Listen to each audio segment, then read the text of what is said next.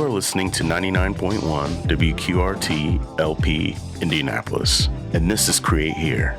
Produced by artists and curators from Big Car Collaborative, Create Here is your place to listen to conversations with people making intriguing, innovative, and impactful things happen on the cultural front in Indianapolis, Indiana, and beyond. Find out more and access additional episodes at WQRT.org. In this latest episode, Jim Walker sits down with Ernest Disney-Britton of the Arts Council. So I am here with Ernest Disney-Britton, Vice President of Community Impact and Investment for the Arts Council for the last 10 years. Yes. Welcome. Thrilled to be here. So one of the reasons we're talking is people use this word bittersweet a lot, but I would say that's accurate. So you're retiring soon, like 9 days from now, and absolutely bittersweet to love what you're doing today and know that you won't be doing it tomorrow. Right. But equally excited about what's going to happen tomorrow is just the oddest combination of emotions. Right. And I want to talk about a few things, but one thing I want to talk about is how you in the last 10 years have really been along and leading in this path that we've been on in our city to really grow in the arts and beyond the arts in terms of including people, thinking about things different ways, connecting with each other. And really, it's a whole, to me, it feels like a whole different ballgame, not only because of what happened all over the world, but also because of what was happening here anyway. Right. In fact, I use an example of that is that when I came, that was one of the first years that Big Car had been a part of the grants program. Right. And I remember some of the community conversations that were going around because you guys were groundbreaking in terms of how do you take the arts and make it, there's a sign outside that says, you can make art here. Right. Anybody can make art here. Right. And that was sort of your philosophy. And there was this other sort of historic mentality here in terms of the art sector that only a few people could make art here in the city. Yeah. And so that did become sort of our charge of how do we make sure that we are making the arts accessible to everyone, not just to view, but to be creators and to sort of step into the artists within all of us. And what I've always seen about you, just from knowing you, is you're an empathetic person. And I think that empathy that you show in your life is something that has carried over into the arts and into the Arts Council. Thank you. I just say thank you. And that, because I'm sure you agree that that's really important to try to understand what it's like for other people who aren't you. I think it's absolutely essential to being a good arts administrator. So the role of an arts administrator is really to advance and preserve arts and culture. And so you have to have your ear to the ground, and you also have to assume that this is not about you as an organization or as a sort of a discipline of support, that you are here to help other people. And the only way that you can help others is to listen to them and to feel what they're feeling as closely as you can. And so there's been a lot of listening and therefore being a better partner with individual artists and also arts organizations as a result. And you came here from Cincinnati, which is where Julie Goodman, who's your CEO now, came from too. Yes, we were good friends there. And the whole, I don't think there's ever been the sense of Indianapolis being competitive with Cincinnati, but there's just things that we learn from each other, and they're close to each other. When you were there, what were you doing and what were you doing before you came here that you built on to do what you've been doing the last 10 years? So I think in terms of Cincinnati as a sort of this old city. So back during the slavery era, Cincinnati was the third largest city in the United States. So that's why they have one of the oldest operas, one of the largest symphony orchestras. They have a United Arts Fund city where they have this deep commitment of corporate support for the arts. There's even fundraising that goes on in the schools in Cincinnati. And so they have this deep sort of old world tradition. And it's also a city that preserves its downtown neighborhoods, and the architecture, historic preservation has been a big part of it. But when I came here to Indianapolis, what I experienced was everything was new and energetic, and it wasn't so much about the old world. It was really about what's happening now and what needs to happen tomorrow. And that's how I see sort of the architecture, the energy in terms of the artists. What I hear from folks in Cincinnati now is that they look forward to coming here. But I also used to hear, as I was growing up, I used to hear from my aunts and uncles about Indianapolis as the jazz destination. Right. That they were always coming here. And then there was this period of time where music didn't seem to be the dominant voice here in Indianapolis. And I think that's one of the things that we've seen in the last 10 years is the reemergence of a really powerful music scene again. And maybe it never went away. Maybe it was just underground. But I think organizations like your own, organizations like ours, but also Musical Family Tree and others have really helped to get musicians and performing artists out there again. One thing that seems to have been a big part of what you bring is also this understanding of artists in all these different genres being, and organizations that do that different work, being of equal importance and needing the same love and attention as what might have been something that was elevated above the others before. Yeah, I think that is a essential thing that we have sought to accomplish over the last 10 years. You know, in 2015, the Arts Council created its equity policy. And that was to make sure that our grant making and our artist services were about making sure that we were going the extra step to make sure that everyone was engaged and had the same or equitable access to the same sort of resources, and that we were not treating sort of the old world like they were the center of the universe, but they were a part of the universe. And that was a new way of thinking here in Indianapolis. Just like there's still challenges in Cincinnati, but that is a movement that arts councils are making around the country. And I think that we've really led the way in many ways. We bring grant panelists here. They're always excited about how we are treating not just the old world, but the brave new world. Right. With the same sort of affection. But we have to do that because as a community, we are many voices, many tastes, many desires. There's this popular belief or old popular belief that there are communities that don't have arts and culture, that there are neighborhoods without art and culture. In truth, there might not have been cultural institutions in those beyond churches. And that's my experience, is that I really got involved in drawing and also choir and piano and all of that through the church. The Black Church was my vehicle towards being involved in the arts. But now, today, we're more of the recognition that every community has artists and creatives, but that we weren't seeing them the same way. And that our work is to make sure that everyone is seeing their creative spirit come to life and be activated in many different ways.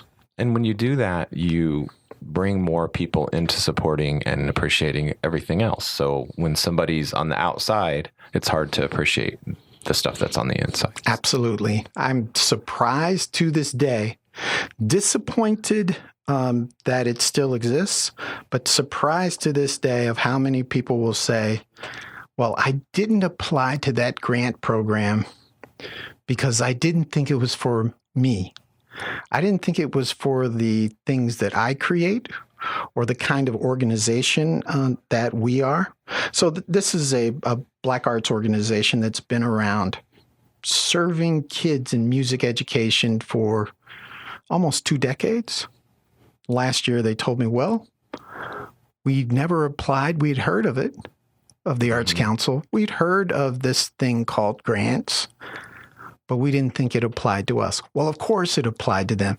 And what we as arts administrators, yourself too, Jim, you've done a really good job of that, is to go out and meet people and invite them in. Right. Because people want to come in, but they don't know that they are invited. And making people feel welcome has to be job number one in terms of arts administrators. When, Ernest, did you get involved in philanthropy, and how did that happen? So I don't know if it was exactly 38 years ago, but it was at my first job, Okay. the Cincinnati Arts Consortium. So at the Cincinnati Arts Consortium, a community-based arts organization, multi-art center, 14,000 square feet, and there was dance. And in many ways, it sort of reminds me of Big Car. There was artists in residence, all of those things. There was photography classes. And I remember that there was a donor, a Black woman who was a Procter & Gamble executive who came by, and she said, thanks for the tour. This has been wonderful. Well, what can I do to support you? Can I make a donation? And I said, absolutely. And she asked, well, how much do you need? And I paused and I thought, well, I don't know. Nobody's ever asked me how much they should write a check for. So I thought at the time what I thought was a big number. And so I said $500 would be great. And she said, oh, okay. And she pulled out her checkbook and she wrote her check down. And as she was handing it to me, she said, I thought you would say $5,000 and I would have written that check.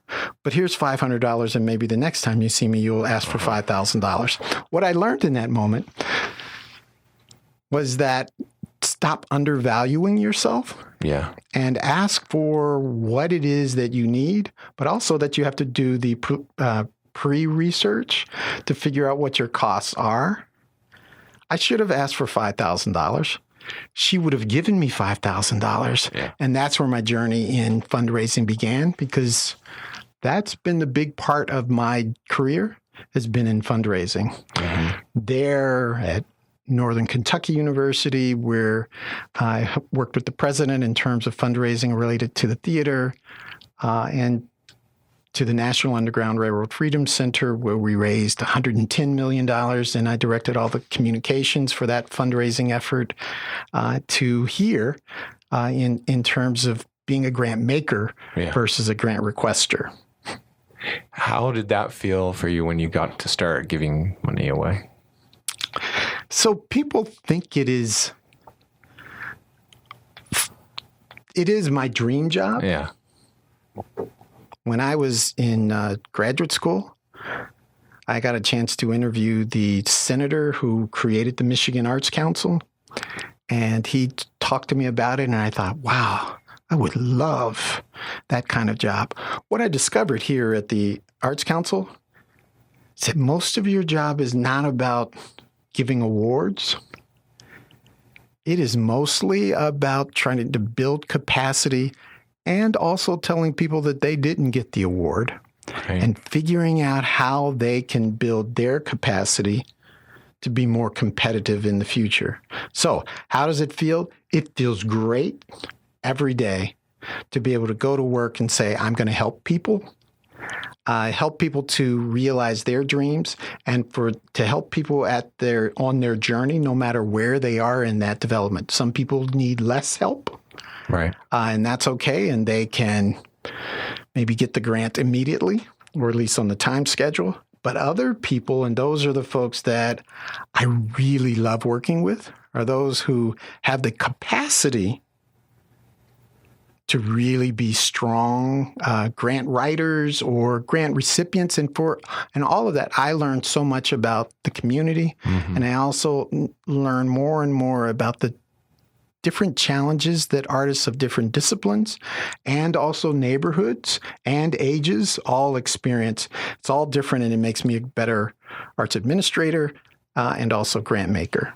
And that links back to the empathy thing, where it's not a one size fits all, where you understand that things are different for different people depending on all these factors. All those factors and more. Right. As you have spent all this time on either side of philanthropy, there are so many things about society that are dysfunctional, broken. Do you see within philanthropy, it's obviously not perfect. Have you come out of this thinking that it's doing all right? Here are a couple things that I'd like to see happen, or do you feel like it's got a lot of room for improvement? So I think philanthropy, just like everything else in America, in the world, still needs to catch up to the current times. Yeah. What we are lucky for in Indianapolis is that we have some of the biggest and most helpful and engaged funding organizations in compared to any place else in the city. And when we bring folks here from around the country, they are so envious of the philanthropic resources that we have here. Mm-hmm. At the same time, what we don't have here is sort of this strong individual giving, this sort of capacity for thinking about me as an individual, that am I giving 10% of my wealth or my gross wealth to the arts? Am I making donations? Am I collecting art? Am I supporting individual musicians? What am I doing to invest in the individual careers of those that I think are really important to this city? And so when I think in terms of institutions, in terms of the world of philanthropy, there's a sort of a revolution in terms of thinking, in terms of how do you be a more sort of reduce the sort of the cloak and be much more transparent. So that's happening. I saw my first foundation. We're witnessing it together. The first foundation, major foundation that I've experienced that intentionally is designing itself to go out of business, the Crystal DeHaan Family Foundation, and distributing all of that wealth.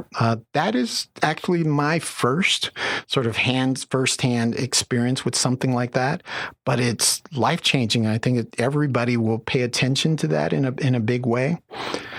But when I was in New York, I was with the Estrella Foundation in New York after being at the National Underground Railroad Freedom Center, and that was my first role in grant making.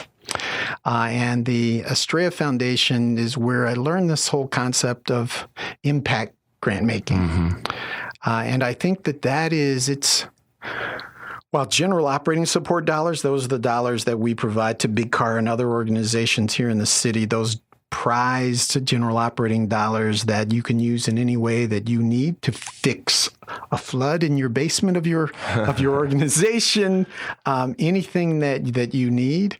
But there are also those grants that are, I think, project grants often get caught up in the whole idea of you need to do all the particulars related to the project as opposed to being focused on what the outcome is. Mm-hmm. Are you trying to increase access to kids in terms of K through education?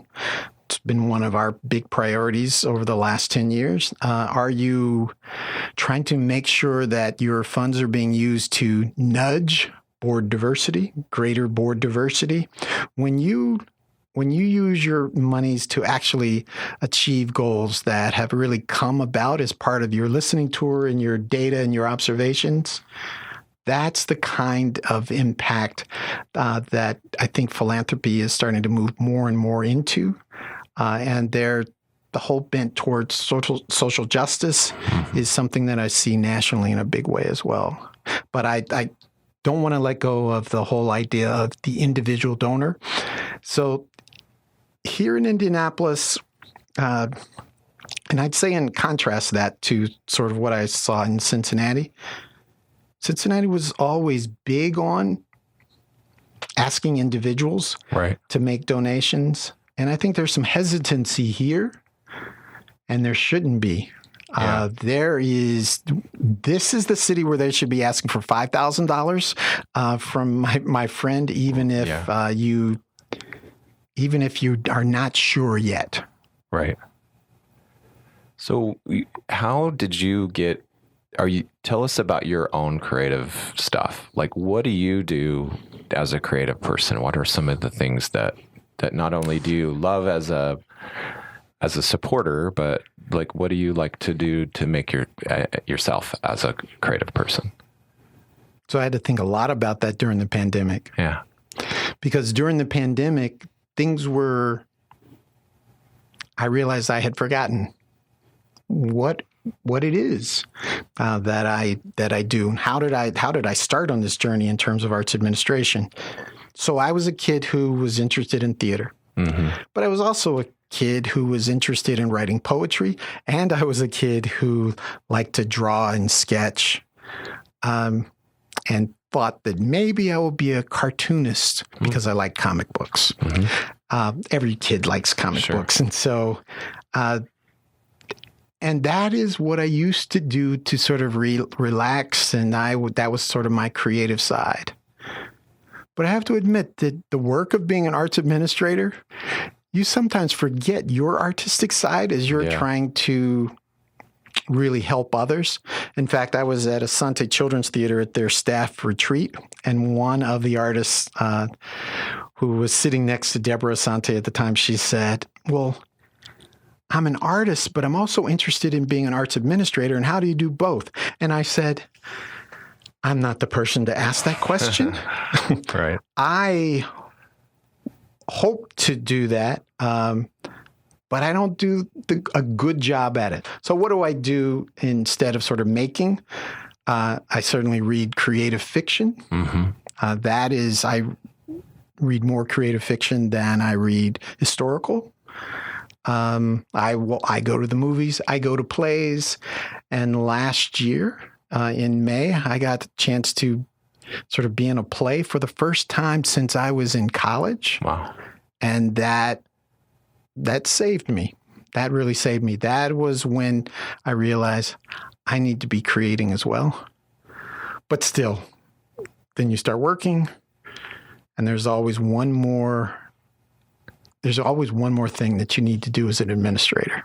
So now that you don't have to be an administrator anymore, is that a plan to do more creative things? It really is. So I've thought a lot about, do I want to concentrate on plays? Do I want to be in a choir? Do I want to re-enter into the theater? What I'm going to do first, though, is get on a train the day after I retire and just travel the country. And then I will stop and visit arts organizations and galleries and music venues and just sort of see what's out there. And what's the beauty of that is that I don't have to bring that back to work and sort of dissect it and say, what can we learn from this? I'll just go there to experience it and say, oh, what can I do to sort of reflect back or to sort of generate something new just inside myself, and that I haven't done since so long. Right. It's time for you to do some things for yourself without these other, you don't need these other motivations because this is just important for you. Yes. And I got that lesson from watching you and others, Shantae and others on their creative renewal journeys. Yeah. So every time that we release a grant application, I fill it out too, because I want to have a sense of what goes to that empathy thing, I guess, again, that I want to know what other people are experiencing. So the first time that I ran the creative renewal program, I know the PowerPoint, I know what I'm supposed to say, but I don't feel it until I write an application for myself. Yeah. And at that time, I said that if I was to receive a creative renewal fellowship, which I knew couldn't happen because I administer the program, that I knew it would be when I retired, I would take this nationwide train trip. And I would have a white tablecloth on my table, and I would have a boom box with music and earphones. And now I have my phone, my iPhone. Right. But I've been looking forward to this. It's always been in the back of my mind for 10 years. And a stack of books, I assume. And a stack of books. I just added 2 more books to that list. just this morning, as a matter of fact, and I keep switching them out.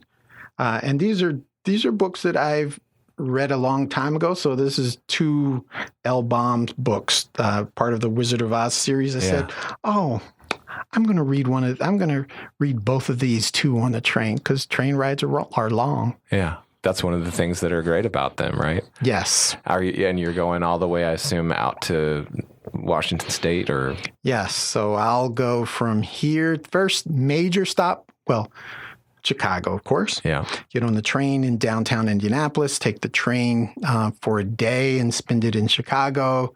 A friend will pick us up, and we're going to spend the day there. And then we're going to get on the train the next day and head to Glacier, go to Minnesota and Montana, and go to the Glacier National Park in Montana. I've never been to Montana. No. It was always on the map of states, but I thought, I don't know if I'll ever go there. Yeah. But the train goes there, so I'm going there. It'll stop there. I'm going to stop there. And then I'll have the opportunity of going to Seattle and stay there for a few days. Then we'll go to LA and stay there for a few days. I'll actually do the first time that I've actually gone to the Walk of Fame. What is this? Where the stars are for the Hollywood stars. Do some silly stuff like that as well, and then go down to the southern border, stop in New Orleans for a few days and have dinner with a friend there. And she's going to make etouffee, and I'm just so excited. DC, then come back here, and then head to Key West for the rest of the fall. Wow. And your husband, Greg, recently retired too. Yeah, that was really the thing that sort of triggered it. Yeah. I didn't think it would. We've been preparing for retirement for a long time now. The mortgage, all of that stuff is all taken care of. And so we were, when he said he wanted to retire, and his parents are getting older and he wanted to spend more time with them, and he said, I think I'm going to retire on May 27th. And I said, okay, great. That's not going to affect me, but I think it's great that you have more time with your parents. And so he did. And then we went on vacation for 2 weeks, and I realized that I wanted to spend more days on vacation, and that him not going to work sort of said to me, why are you going to work? Right. And he, in fact, he's been retired for 3 months, and he's spent at least 4 weeks down in Key West without me, because I'm up here working. Right. But that's about to change. Right. It's a beautiful place down there. And from what we were talking about before, you're going to be able to stay in Indiana and Indianapolis some of the time. Yes, half of the year. Yeah. And so we'll still have you around. And it's the opposite of snowbirds. Right. Because what I don't like about Key West is when it's there, when all of the snowbirds arrive. Yeah. That when it becomes the sort of winter destination for everybody who wants to come down there and really party. Yeah. I'm going to be there during the summer months when it gets back to being a tiny city of about 20,000 people who are just the folks that live there, just regular life and going fishing. I haven't gone fishing since I was in junior high school, so I'll get a chance to fish as well. It's a big fishing city. Yeah, and it's a place. That's another activity like riding on a train where it just take your time, right? Yes, indeed. That's what I'm looking forward to. It'll be rest, relaxation, but I'm also going to spend figuring out the ways that I can continue to be an advocate for more BIPOC leaders to go into the world of arts administration. That there are all these. We're at this stage now. Where there's about 10,000 baby boomers. I'm a baby boomer. I'm 63 years old, just turned 63 in August, and 10,000 of us are retiring every day, which means that there's this giant wave of opportunity for the next generation. But we've also got to make sure that the talent in that for that pipeline is as racially balanced as is sort of representation of our city. 50% of our city are BIPOC, members of the BIPOC community, Black and Latino and Asian and multiracial. But our arts sector does not reflect that kind of diversity. There's been a tiny bit of progress, but that will be something that I will commit. That's sort of one of the three pillars of my retirement is rest, creativity, and advocating for more BIPOC arts administrators everywhere. It seems like, and I'm sure you've thought about this, that in philanthropy in general, to encourage all kinds of people of all backgrounds to go into the work that we do, there needs to be a change in the way that we're paid and, and an increase in making that an attractive option for you. Because if you're a talented young person, you have a lot of options, especially if you're hardworking and creative. Absolutely. That is... So the wage equity issue and the benefits has been one of the things that we've had a lot of conversations about. And not only you, it's one of the big issues related to the sector. And you heard me mention that also at Start With Art this year, right. How one of the big challenges as we move forward. I think that it is hard to sort of tell somebody who's young and talented that they should go into a career where they can make less money than they could if they went into, and it's not just the for-profit sector where there's money to be made. There are parts of the nonprofit sector where wages and benefits are more equitable, and that has to be the shift for the arts and cultural sector as well. I see that we were just having a conversation with another Arts Council just yesterday. I really see that we will find ways to address sort of the health benefits piece first, but the wage differences we need to address as well. When my dad, when I went to school to study arts administration, my dad said, "What are you studying again?" And I said, "Arts administration." He said, "And what is that?" And I did my explanation as a freshman in college, and he said, "Huh. And you'll be able to live off of that." And I said, "Yes, Dad." He said, "Huh? Okay." So after he asked me that, every time I came home for a holiday or a break or to do my laundry, and I'd stopped mentioning the arts part, and I just said management. And, and he didn't ask me again until I graduated. Right.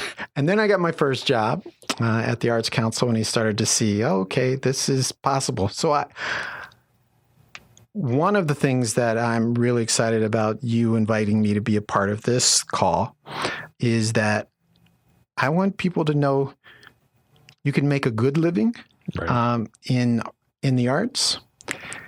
You can prepare for retirement in the arts, but that there are some unequal spaces within that sector and we need to continue the journey to make sure that there is equal opportunity throughout the sector, really to be able to retire and have a full creative life. And that's one of the things you'll be advocating for when you talk to these younger people and have their voices continue to bring that to the table as we work on this, because it's unlikely that all this stuff is going to get solved, in the next 5-10 years. It's going to be an ongoing thing to figure out. It is going to be a continuing journey. But one of the things that our mantra at the National Underground Railroad Freedom Center is that it takes courage, it takes cooperation, it takes perseverance. And Jesus talked about perseverance too, that there will be poor with us always, and that doesn't stop you from trying to eliminate poverty. And so he didn't say it exactly that way, but that is the goal, that we know what the end goal is, and we just do our part to make sure that we are advancing and not going backwards. There is this inertia kind of thing that says, oh, let's go back to the way it was. Mm-hmm. And we just have to keep fighting against it. That's why I look to folks like you and Oreo and others who are going to keep on pushing forward. And yes, while I'm relaxing and also writing poems or painting, who knows, maybe I'll even do a comic book and I'll send you a copy. Yeah. That I'll also be advocating for that as well. As you talk about the future, let's look back a little bit. And your last 10 years here in Indianapolis and throughout your career, are there a couple things that stand out to you that you're proud of, or that you feel like, not that you just did yourself, but that happened that you were able to be part of, that you remember as in a fond way? Yes, so many. Let me start, and I'll also end here. So I think my fondest memory will be the creative renewal circles, mm-hmm. where I got a chance to sit in the room with 40 of the most creative minds in the city and just listening to them share their greatest dreams and also greatest fears, and to be trusted as a custodian of that information and those sort of applications that share some of those deepest wounds and what people are addressing. So that would be one. Mm-hmm. And now I'm going to go all the way back to my an earlier experience where I mentioned Northern Kentucky University. And so Northern Kentucky University, I designed there was a sculpture on campus. It was by Red Grooms, so hugely popular contemporary artists. But it also was celebrating a man who had created the film Birth of a Nation. Mm-hmm. So Birth of a Nation is credited to the KKK movement, sort of being a strong catalyst for that. And so there was a lot of anger on campus, but also that anger was mostly amongst Black students and Black faculty, and white students and faculty were more, oh, you really have to see the art. It's about the art, and it's about Red Grooms, and it's not about that movie. It was about a movie way down under, I think, sort of a love story. So I designed with student input this campus-wide dialogue, and one of the first in terms using digital communication too, so that people could sort of talk about these sort of safe spaces where people could talk about sort of the issues and explore artistic freedom and also racism and oppression in the KKK. And then the Student Senate had the opportunity of making a recommendation to the president of what would happen. What I found in that process is that there was sort of this center group of about 11 students, equally balanced, Black and white, and they sort of were taking in all of this input, and they were the observers, and they were the ones that were making a final recommendation to the Student Senate. And what I saw was that they were listening to each other. Yeah. And that, in fact, at the end of the process, the Black students were saying, well, we like the idea of keeping the sculpture there so that it can actually be a sort of a catalyst for conversation. And then the white students were the ones who would reverse their positions and were saying, no, it's got to be off campus, and it got to go off campus now. Yeah. And so what I witnessed is that how people change their minds, or at least start to see things differently, when they're actually listening to each other and sitting at the same table. Ultimately, the sculpture, the grand compromise was that it was moved to a different location. It was in the center of campus, and now it's off to the side by the art department.